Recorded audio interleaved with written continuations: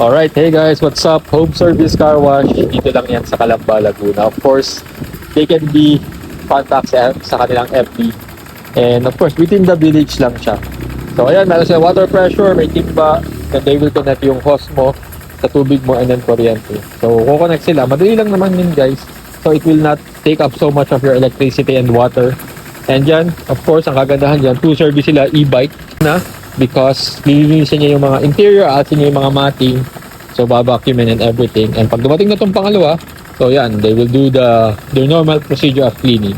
Alright, so 3 guys, home service, save time dahil nasa bahay ka, waiting at your convenient.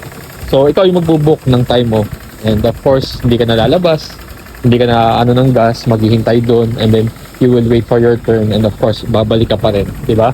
So malaking bagay yung natipid mo kasi nga at your convenience yung paglilinis. So yun, shout out guys.